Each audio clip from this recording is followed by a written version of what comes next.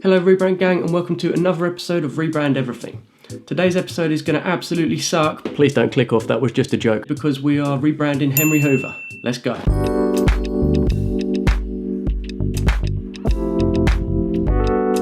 The funny thing about Henry Hoover is that the product kind of is the logo. You see that red Hoover with the smiley face on it, and you just know exactly what it is. Even if it didn't say the word Henry on it, people would still just call it a Henry Hoover because it's so ingrained in society. I'm pretty sure that if you asked people to just draw the Henry Hoover logo, most of them would draw a smiley face and not just use the word mark that they actually use for their logo. Another funny thing about the Henry Hoover is that it's not actually called a Henry Hoover because Hoover is a brand name and it's not made by them, it's made by a brand called Pneumatic. But I guess that the name Henry Vacuum just doesn't have the same ring to it. The actual Henry logo looks like this.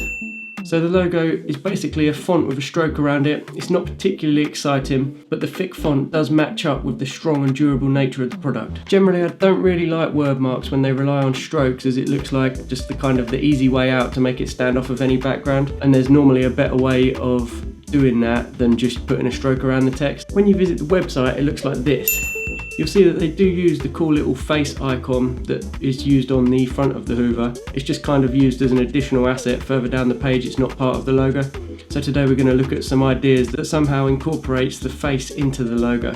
If you're enjoying this video and want to see more videos like this every single week, then remember to press subscribe and also put the little bell on, otherwise you might not get the notifications each week. So whittling down the brief to 3 simple words, I'm going to say durable, friendly and fun. I like the cheeky little face that they use on the front of the Hoover, and to be honest that is what they're known for, so I wanted to look at ways of incorporating this into the logo.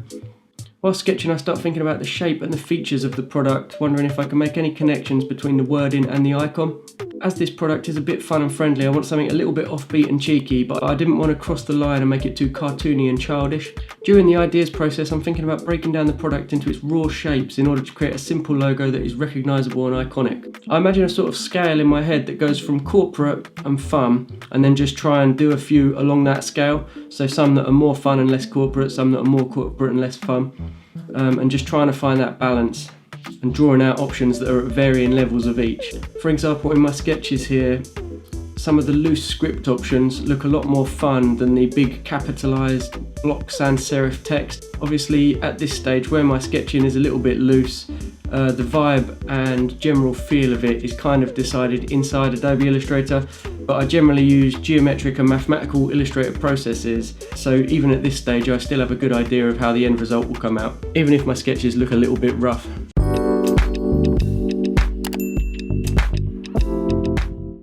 So for our first option, I redrew the face that I found on the website, and then I started playing around with the position of this and trying to work it in with the text. I'd drawn some ideas out on the sketch pad which were maybe a little bit hopeful, where the face was at an angle behind the text, and I kind of just lightly sketched over a few things and just kind of ignored a few overlaps that when I was in Illustrator I couldn't ignore, and it kind of looked quite messy and just like there was just too much going on. So them ideas weren't working. Kind of became clear to me that it wasn't working how I'd imagined, so I dropped that idea and worked on putting the icon in different positions so it remained nice and simple, instead of trying to sit behind it at a jaunty angle and it was just overlapping everywhere and just looking like a mess. When I was playing around with the positioning of the icon to the text, I kind of felt like on top or over to the left of the text was the best position for the icon. Then I thought I wanted to include a little bit of the red, just because the Henry Hoover is so well known for being red, it's a big part of their brand. So I decided to put the face inside a red block. It kind of felt a little bit disconnected. Now that the icon was inside a red box, I tried making it look like it was sliding out from behind the wording, and I liked the sort of clean look of this, so I developed it further. The text was looking pretty solid, but not very friendly, so I rounded some of the corners of the letters to tie in with the 2 rounded corners that I ended up with on my little lozenge, which was the red behind the smiley face icon. Yeah, now that I'd rounded off some of the letters to make the icon work with it, I felt like it did need that space between the two.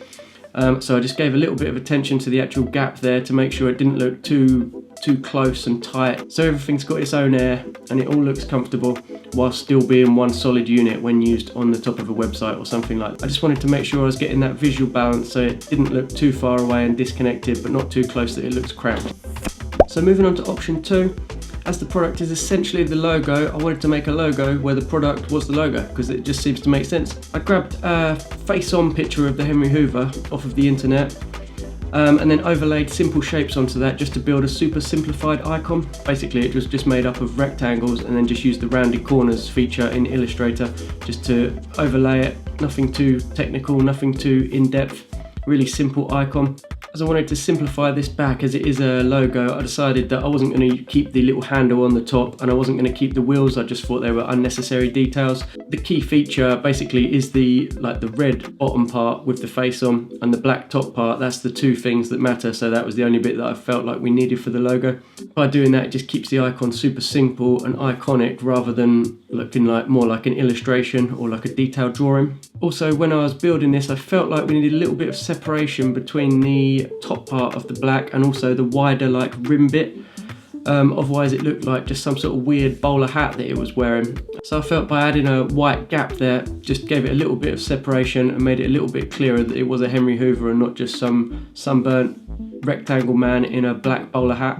As the icon was made up of blocks of solid red and solid black, which are both super strong colours, I really wanted the text to be nice and strong so it didn't look like super overpowered by the icon. By having a strong icon and a strong word mark, it helps portray like the durable and strong Hoover that it is, so it kind of gets the point across that it's this thing is going to last.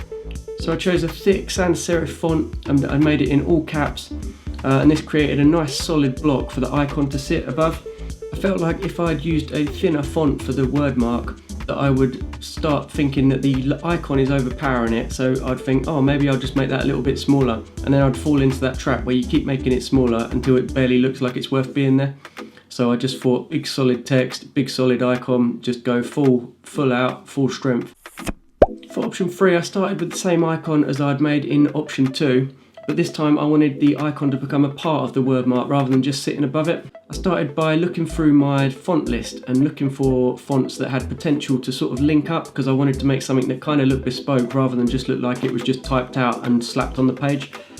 When I was trying to link up some of the letters just to give that bespoke look, I noticed that the R and the Y was lining up quite nicely, so I thought, oh, I'll play around with that and see if I can get them to link up to sort of give it that seamless flow.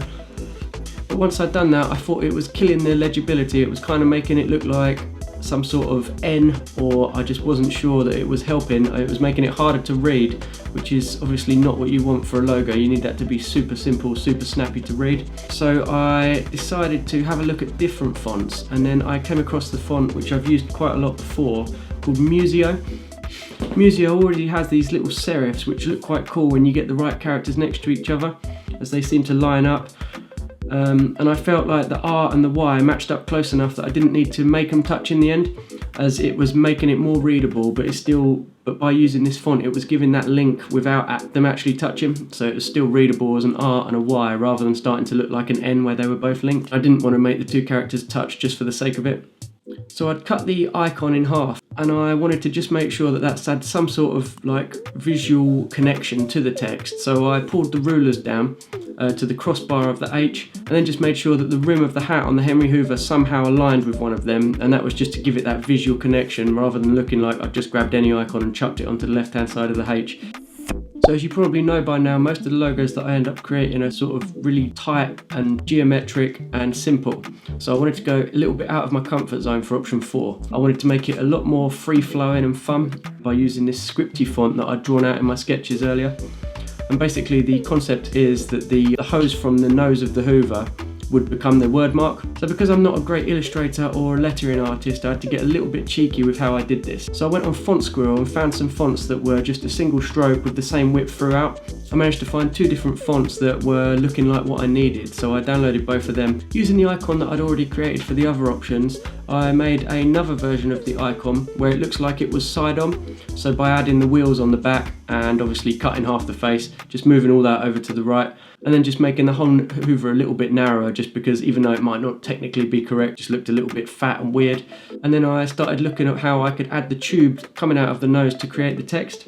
Once I got my single stroke font, I just put that next to it and positioned it where I wanted to, making sure everything was all neat and tidy. I made sure that the baseline of the icon was the same as the baseline of our flowing text, just so we had some sort of concrete foundation to build off of. Once I positioned the font and I got the baseline all perfect, I got the pen tool and drew a line that seamlessly linked the text to the Hoover's nose, so it looked like the hose coming out of the front. And then I matched up the line thickness to the thickness of the font, just by trial and error.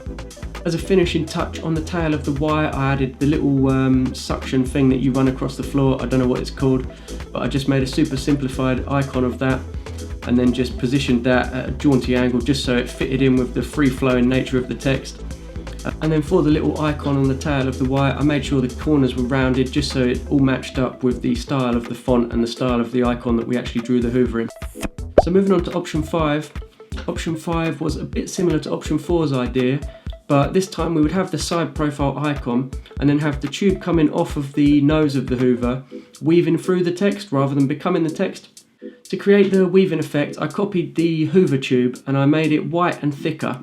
Then I pasted the black tube in place so that it's sitting exactly on top of the white tube, but now it looks like it has a white stroke around it. That's the quickest way of putting a stroke on a stroke. Then to make sure that it looked like the hose was actually weaving through the text, I copy and pasted the text layer, and then I hid the characters that I wanted the tube to go in front of by highlighting that character and then setting the swatch to no colour or none. And that just hides that, but it doesn't change the positioning. Like if I'd press backspace and deleted it, it would jump all the characters out of position.